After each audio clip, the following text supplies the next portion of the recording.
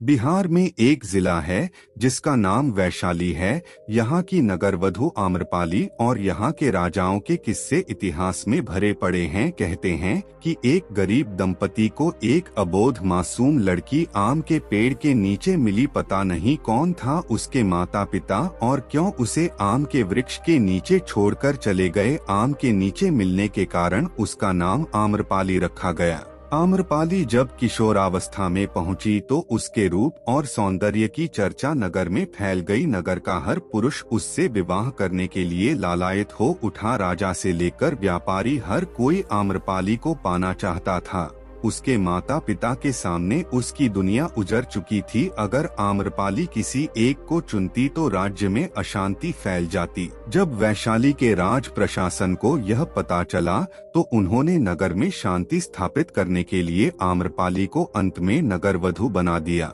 आम्रपाली को मार्ग कल्याणी की उपाधि 7 साल के लिए दी गई। इसे साम्राज्य की सबसे खूबसूरत और प्रतिभाशाली महिला को दिया जाता था। आम्रपाली को अपना महल मिला, सेविकाएं मिली और लोगों से शारीरिक संबंध बनाने के लिए चयन का अधिकार भी मिला। इसके साथ ही वह दरबार की नर्तकी भी बन गई। आम्रपाली के रूप की चर्चा जगत प्रसिद्ध थी और उस समय उसकी एक झलक पाने के लिए दूसरे देशों के अनेक राजकुमार उसके महल के चारों ओर अपनी डेरा डाले रहते थे। वैशाली में गौतम बुद्ध के प्रथम पदार्पण पर उनकी कीर्ति सुनकर उनके स्वागत के लिए 16 श्रृंगार कर अपनी परिचारिकाओं सहित आम्रपाली गंडक नदी के तट पर पहुंची। आम्रपाली को देखकर बुद्ध को अपने शिष्यों से कहना पड़ा कि तुम लोग अपनी आंखें बंद कर लो या नीचे कर लो, क्योंकि भगवान बुद्ध जानते थे कि आम्रपाली के सौंदर्य को देखकर उनके शिष्यों के लिए संतुलन रखना कठिन हो जाएगा। यह भी कहते हैं कि आम्रपाली एक बौद्ध भिक्षु पर मोहित हो गई थी। आम्रपाली ने बौद्ध भिक्षु को न केवल खाने पर आमंत्रित किया बल्कि 4 महीने के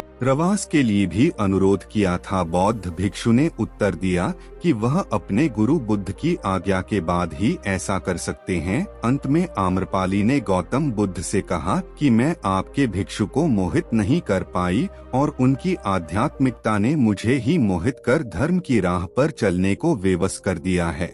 आम्रपाली ने गौतम बुद्ध के समक्ष भिक्षु बनने की इच्छा प्रकट की, परंतु पहले तो बुद्ध ने इसके लिए इनकार कर दिया।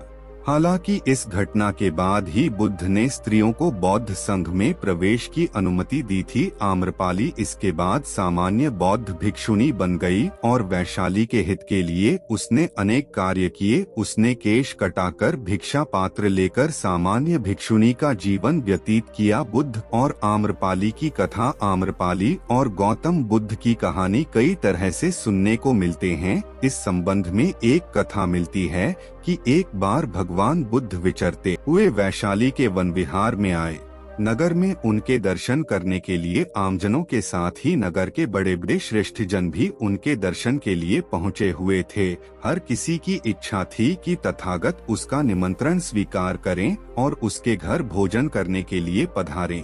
वैशाली की सबसे सुंदर और प्रतिष्ठित गणिका आम्रपाली भी बुद्ध के तपस्वी जीवन को देखकर प्रभावित हो चुकी थी तथा वह भी अपना यह घृणित जीवन छोड़कर भिक्षुणी बनना चाहती थी। यही सोचकर वह भी गौतम बुद्ध को निमंत्रण देने पहुंच गई। बुद्ध ने उनका निमंत्रण स्वीकार कर लिया और वे उसके घर भी गए। जब उनके शिष्यों को इस बात का पता चला तो उन्होंने बुरा मानकर उनसे स्पष्ट रूप से कहा कि उन्होंने एक गणिका के घर जाकर बड़ा ही अनुचित कार्य किया है। अपने शिष्यों की बात सुनकर तथागत उन सबसे बोले, आप लोगों को आश्चर्य है कि मैंने गणिका के घर कैसे भोजन किया। उसका कारण यह है कि वह यद्यपि गणिका है किंतु उसने अपने को पश्चाताप की अग्नि में जलाकर निर्मल कर लिया है।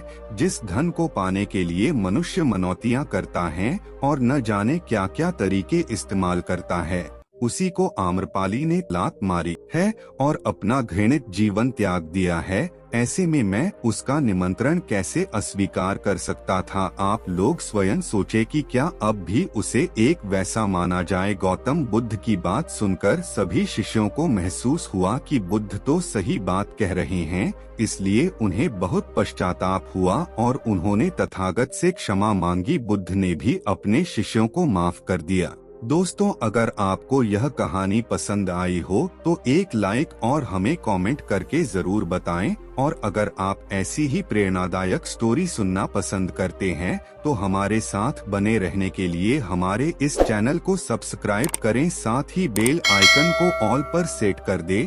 धन्यवाद।